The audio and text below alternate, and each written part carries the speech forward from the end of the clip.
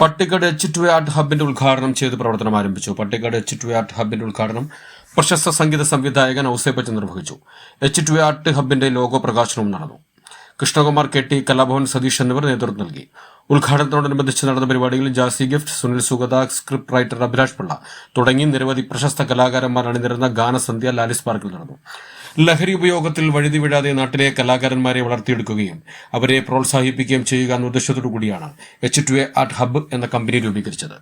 50 പേർക്ക് band set, പഞ്ചവാദ്യം, ചെണ്ടമേളം, ശിങ്കാരിമേളം എന്നിവയിൽ സൗജന്യ പരിശീലനം നൽകുന്നു. Keyboard, tabla, guitar, violin, drums, flute, mridangam, rhythm pad തുടങ്ങിയ എല്ലാവിധ സംഗീത ഉപകരണങ്ങളും, നൃത്തം, ഭരതനാട്യം, മോഹിനിയാട്ടം, ശാസ്ത്രീയ സംഗീതം, സൂംബ, യോഗ, കരാട്ടെ എന്നിവയിൽ പ്രഗത്ഭരായ അധ്യാപകർ ക്ലാസ് നയിക്കുന്നു.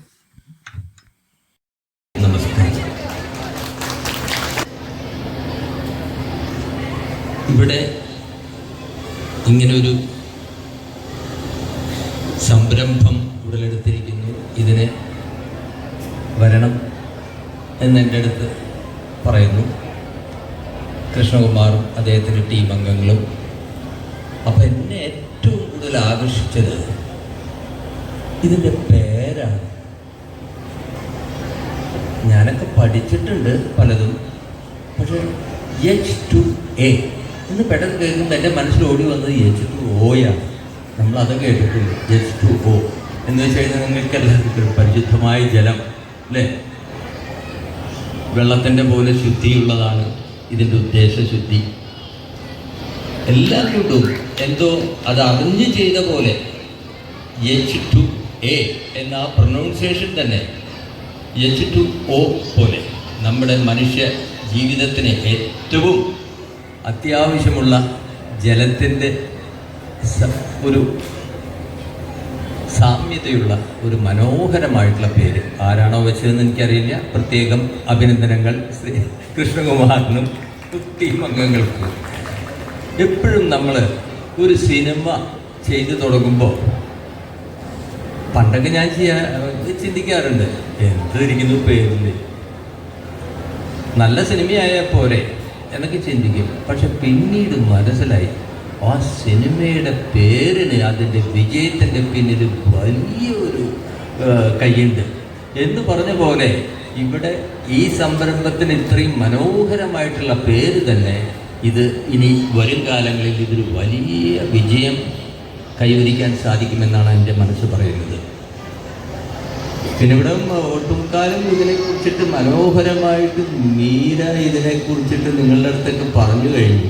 ഇതെന്താണ്, ഇതിൻ്റെ ഉദ്ദേശങ്ങളെല്ലാം പറഞ്ഞു കഴിഞ്ഞു. പിന്നെ കൃഷ്ണകുമാറും പറഞ്ഞു. അപ്പോൾ ആ പറഞ്ഞതിൻ്റെ കൂട്ടത്തിൽ എനിക്കൊരു കാര്യം ഇവിടെ പറയാൻ ഉദ്ദേശിക്കുന്നത്, എല്ലാവരും പറയും കലയില്ലാത്ത ജീവിതം എന്ത്?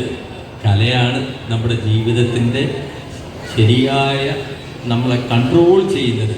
ഇല്ലെങ്കിൽ മനുഷ്യൻ എന്തൊക്കെയായും മൃഗങ്ങളെക്കാൾ മോശമായി പെരുമാറാൻ തുടങ്ങുമായിരുന്നേന്. പക്ഷേ ഈ കലാരൂപം മനുഷ്യനിൽ അത് ആദ്യകാലം മുതൽ ഉണ്ടായതിൻ്റെ പിന്നിലുള്ള രഹസ്യം എന്ന് പറഞ്ഞാൽ നമ്മുടെ സ്വഭാവ രൂപീകരണത്തിനും നമ്മളുടെ മനസ്സിൻ്റെ ആരോഗ്യത്തിനും ചിന്തകളുടെ ശുദ്ധിക്കും നമ്മുടെ ശരീരത്തിൻ്റെ ആരോഗ്യത്തിനും ഇത് വളരെ വളരെ വളരെ അനിവാര്യമായിട്ടുള്ളൊരു ഘടകമാണ് കല. അത് വ്യക്തിപരമായിട്ട് ഒരുപാട് അനുഭവിച്ചറിഞ്ഞിട്ടുള്ള ആളാണ്. കാരണം വളരെ സെൻസിറ്റീവായിട്ടുള്ളൊരു വ്യക്തിയാണ് ഞാൻ. അതിൻ്റെ പാട്ടുകളിലൂടെ കുറച്ചൊക്കെ ഞാൻ നിങ്ങൾക്ക് മനസ്സിലാക്കി തന്നിട്ടുണ്ട്, സെൻസിറ്റീവ് സിറ്റുവേഷനിൽ ഉണ്ടാക്കുന്ന പാട്ടുകൾ. അപ്പോൾ അതിന് ഞാനൊരു പ്രത്യേകം കൂടുതൽ കൊടുക്കാറുണ്ട്. അപ്പോൾ ഈ സെൻസിറ്റീവ് ആയതുകൊണ്ട് തന്നെ നമ്മുടെ സാഹചര്യങ്ങൾ, നമ്മൾ കേൾക്കുന്ന ശബ്ദങ്ങൾ, നമ്മൾ കേൾക്കുന്ന സംഗീതം, ഇത് എൻ്റെ ശരീരത്തിലുണ്ടാക്കുന്ന വ്യതിയാനങ്ങൾ പറഞ്ഞറിയിക്കേണ്ടത് നിങ്ങൾ പറഞ്ഞ് മനസ്സിലാക്കി തരേണ്ടതാണ്. ഞാൻ മദ്രാസിൽ 45-50 കൊല്ലം മുമ്പ് അവിടെ ഒരു വയലിനിസ്റ്റായിട്ട് പ്രവർത്തിച്ചിരുന്ന സമയത്ത് ഒരുപാട് വ്യത്യസ്തമായ സംഗീത സംവിധായകരിലോ ഇന്ത്യ മുഴുവനുള്ള സംഗീത സംവിധായകർ, ഹിന്ദി, തെലുങ്ക്, കന്നഡം, മലയാളം, എല്ലാവരും, തമിഴും എല്ലാവർക്കും ഞാൻ വായിക്കാൻ പോയിട്ടുണ്ട്. അപ്പോൾ അവിടേക്ക് ചെല്ലുമ്പോൾ ചില പർട്ടിക്കുലർ സംഗീത സംവിധായകരുടെ സംഗീതത്തിന് നമ്മൾ വയലിൻ വായിച്ച് നമ്മൾ വീട്ടിലേക്ക് വന്നു കഴിഞ്ഞാൽ സുഖമായിട്ടുള്ള നിദ്ര, നമ്മുടെ മൊത്തം മെറ്റാബോളിസം തന്നെ എന്തൊരു ശരീരമൊക്കെ ഇങ്ങനെ റിലാക്സ്ഡ് ആയിട്ട്. അപ്പം എൻ്റെ വൈഫിനോട് ഞാൻ പറയുന്നത് എൻ്റെ പുറമെ തൊട്ട് നോക്കാൻ പറയുമ്പോൾ പറയുന്നത് പഞ്ഞി പോലെ ആയിട്ടുണ്ടല്ലോ, ഇത് കോട്ടൺ പോലെ ആയിട്ടുണ്ടല്ലോ എന്ന് പറയാറുണ്ട്. ഇതാരും നമ്മൾ ശ്രദ്ധിക്കാറില്ല.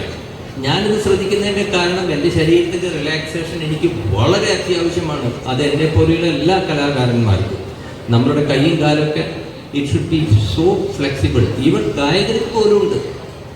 അപ്പോൾ ആ ഫ്ലെക്സിബിലിറ്റി ഞാൻ വളരെ ശ്രദ്ധിക്കുന്നത് കൊണ്ട് തന്നെ ഈ ഒരു നല്ല സംഗീത സംവിധായകൻ്റെ കീഴിൽ പോയി വയലിൻ വായിച്ചു വരുമ്പോൾ എനിക്ക് കിട്ടുന്ന എൻ്റെ ശരീരത്തിൽ വരുന്ന വ്യത്യാസം, അതേസമയത്ത് ഇഷ്ടമില്ലാത്ത സംഗീതമൊക്കെ വായിക്കേണ്ടി വരാറുണ്ട്. അന്നൊക്കെ ഇത് നേരെ വിപരീതമായിരിക്കും. എൻ്റെ ശരീരത്തിന് അത്രമാത്രം ഇത് ബാധിക്കാറുണ്ട്. ഞാൻ പറഞ്ഞു വരുന്നത് നമ്മുടെ സംഗീതത്തിനോ, ഇത് സംഗീതം മാത്രമല്ല, ഏതൊരു കലയായാലും നാട്യമായാലും എന്തായാലും നല്ലത് നമ്മുടെ മനസ്സിൽ തോന്നിക്കുന്ന ഏതൊരു കലയും നമ്മളുടെ ശരീരത്തിനെ സ്വാധീനിക്കാൻ പറ്റും.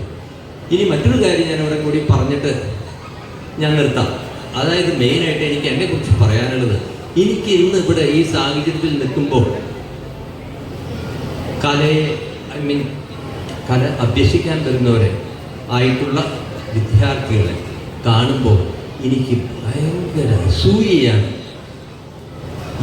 കാരണം ഞാനൊക്കെ എൻ്റെ ചെറുപ്പത്തിൽ വയലിൻ പഠിക്കണം എന്ന് പറഞ്ഞു കഴിഞ്ഞാൽ തല്ലുകൊണ്ടതിന് കയ്യും കണക്കില്ല.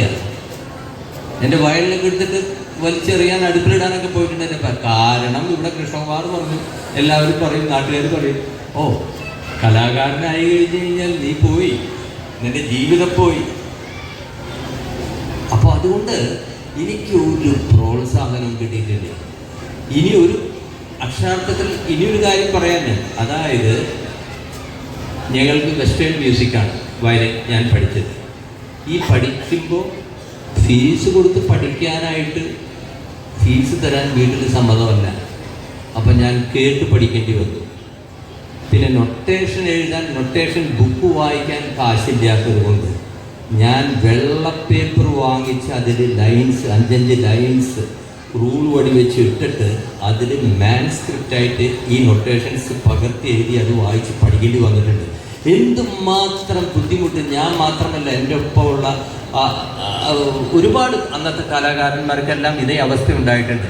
പക്ഷേ ഇന്ന് നിങ്ങൾക്ക് കിട്ടുന്നത് ഇതെല്ലാം പ്രിപ്പയർ ചെയ്ത് ഭംഗിയായിട്ട് നിങ്ങളുടെ ടേബിളിൻ്റെ മുമ്പിൽ നിങ്ങളുടെ വായിലേക്ക് വരെ എത്തിച്ചു തരുന്നുണ്ട്.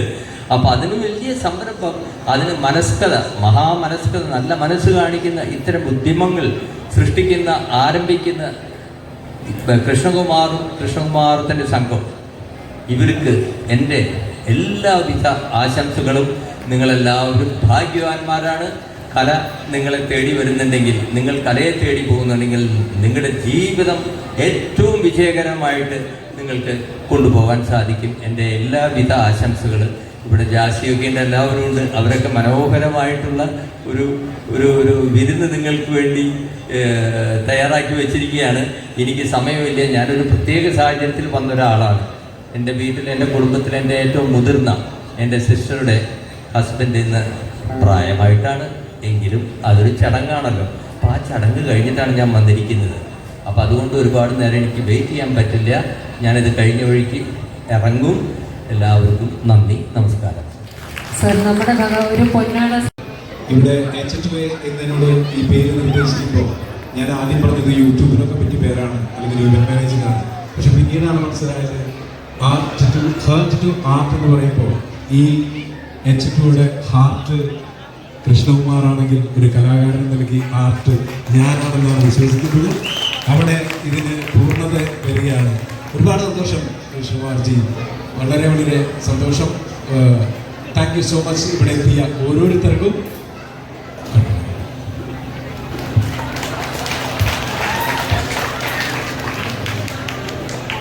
എല്ലാവർക്കും അങ്ങോട്ട് മാത്രം എല്ലാ സ്നേഹാദരം, തിരിച്ച് ഇങ്ങോട്ടും നടക്കേണ്ടതുണ്ട് എന്ന് മനസ്സിലാക്കിയിട്ടാണ് ചേട്ടൻ സ്റ്റേജിലെത്തിയത്. Thank you. അപ്പോൾ ഇങ്ങനെ എൻ്റെ നാട്ടിൽ ഇങ്ങനൊരു പരിപാടി ചെയ്യാൻ പറ്റുക, എൻ്റെ നാട്ടിൽ ഇതിന് രൂപം കൊള്ളുക. അല്ലെങ്കിൽ പക്ഷേ പ്രസിഡന്റ് പറഞ്ഞ പോലെ ഇതിവിടെ ഒരു പൊട്ടിമുളച്ച ഒരു ചെറിയ നാമ്പ് മാത്രമാണ്. ഇത് ചിലപ്പോൾ ഇതിൻ്റെ പേരുകൾ കേരളത്തിൽ എന്നല്ല ഇന്ത്യയിൽ വ്യാപിക്കാൻ സാധ്യതയുണ്ട് എന്ന് ഞങ്ങൾ ആഗ്രഹിക്കുന്നു, കാണുന്നു. ദൈവം എല്ലാ അനുഗ്രഹങ്ങളും നമുക്ക് എല്ലാവർക്കും നൽകട്ടെ.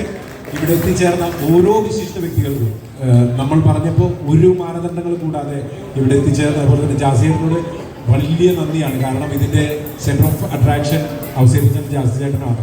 ജാസി എന്നോട് ഈ കാര്യം പറഞ്ഞപ്പോൾ ഒരു ഡിമാൻഡും ഇല്ലാണ്ടെന്ന് എന്നോട് പറഞ്ഞത്, നിന്റെ ഒരു പരിപാടിയല്ലേടാ, അങ്ങനെ ചെയ്തോ സതീഷ് ഭായ്, നമുക്ക് ഞാൻ അവിടെ ഉണ്ടാവും എന്നോട് പറഞ്ഞത്. അതാണ്. അപ്പോൾ ഇതുപോലെ ഇവിടെ ഓർക്കസ്ട്രേഷനൊക്കെ ഞാൻ വർഷങ്ങളായിട്ട് അറിയുന്ന എൻ്റെ ഒരു പ്രിയപ്പെട്ട സുഹൃത്താണ്. വളരെ അഭിമാനത്തോടു കൂടി തന്നെ എല്ലാവരോടും നന്ദിയും കടപ്പാട് അറിയിക്കുന്നു. അതുപോലെ ഇതിൻ്റെ ബിൽഡിംഗ് നമുക്ക് തന്ന് നമ്മളെ സഹായിക്കുക എന്ന് തന്നെ പറയാം. ചെറിയ ഒരു വാടകയിൽ നമ്മളെ സഹായിച്ചുകൊണ്ടിരിക്കുന്ന ഇതിൻ്റെ സ്ഥാപകൻ ബിനോയേട്ടൻ മേക്കാട്ടിൽ നന്ദി. പിന്നെ എൻ്റെ കൂടെ തോളോട് തോൾ ചേർന്ന് നിൽക്കുന്ന ഈ നാട്ടിലെ പ്രിയപ്പെട്ട എൻ്റെ കൂട്ടുകാർ, പ്രത്യേകിച്ച് വിനോദ് ഗായകനാണ്. അദ്ദേഹത്തിൻ്റെ പെർഫോമൻസ് നമ്മൾ കാണുന്നത്. എല്ലാവരോടും ഇവിടെ വന്ന മീഡിയ, അതുപോലെ തന്നെ ക്യാമറ ചെയ്യുന്നവർ, സൗണ്ട് ചെയ്യുന്നവർ, ലൈറ്റ് ചെയ്യുന്നവർ, എൻ്റെ എല്ലാ പ്രിയപ്പെട്ട നാട്ടുകാരോടും എല്ലാ രീതിയിലും നന്ദി കടപ്പാട് അറിയിക്കുന്നു. Thank you so much. നമ്മുടെ പ്രോഗ്രാം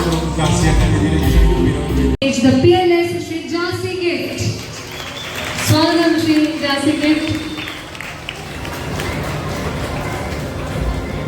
വെൽക്കം സർ. രണ്ടു വാക്ക് സംസാരിച്ചതിന് ശേഷം ലോഞ്ചിലേക്ക് പോയാലും. എല്ലാവർക്കും സ്നേഹ നമസ്കാരം. അവസരപ്പച്ചൻ സാറ്, അതുപോലെ ഇവിടെ കൂടിയിരിക്കുന്ന വിശിഷ്ടാതിഥികൾ, ഇവിടുത്തെ മ്യൂസിക് പഠിക്കാനും ആഗ്രഹിച്ച എല്ലാവരും വന്ന കൂട്ടുകാരെ, പിന്നെ ഇവിടെ സന്നിഹിതരായിരുന്ന എല്ലാവർക്കും എൻ്റെ സ്നേഹ നമസ്കാരം വീണ്ടും. എന്തായാലും വളരെ സന്തോഷം. H2A പ്രവർത്തനങ്ങൾ ഇത്ര വലുതാണെന്ന് ആക്ച്വലി എനിക്കിപ്പോഴാണ് മനസ്സിലാക്കാൻ സഹായിച്ചത്. സാറ് പറഞ്ഞതുപോലെ ഒത്തിരി എല്ലാവർക്കും അവസരങ്ങൾ കയ്യിൽ വരുന്ന ഒരു സമയമാണ്. അപ്പോൾ വളരെ പ്രോപ്പറായിട്ട് യൂസ് ചെയ്യുക. അതുപോലെ എനിക്ക് ഏറ്റവും ഇഷ്ടപ്പെട്ടത് ഇവിടെ ഒത്തിരി പേർക്ക് വളരെ ഫ്രീ ആയിട്ട് മ്യൂസിക് പഠിക്കാനുള്ള ഒരു അവസരം ചെയ്തു കൊടുക്കുന്ന ഇത് തീർച്ചയായിട്ടും എടുത്തു പറയാതിരിക്കാൻ കഴിയില്ല. അപ്പോൾ എല്ലാവിധ ആശംസകളും നേരുകയാണ്. അതുപോലെ ഞാൻ ലോഗോ പ്രകാശിപ്പിച്ചായിട്ട് ഞാൻ പറഞ്ഞുകൊള്ളുന്നു. Thank you so much.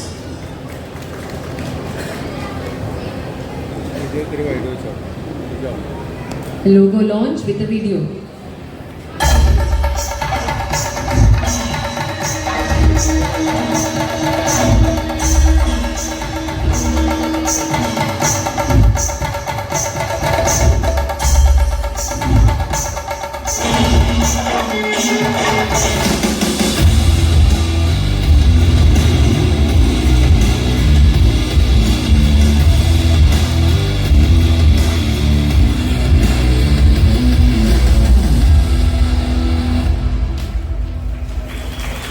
Sir, ഒരു ചെറിയ സ്നേഹാദരം ഏറ്റുവാങ്ങണം എന്ന് വീണ്ടും അഭ്യർത്ഥിക്കുന്നു. ശ്രീ കൃഷ്ണകുമാർ. കൂടുതൽ പ്രാദേശിക വാർത്തകൾക്ക് പാണഞ്ചേരി അപ്ഡേഷൻ സബ്സ്ക്രൈബ് ചെയ്യുക.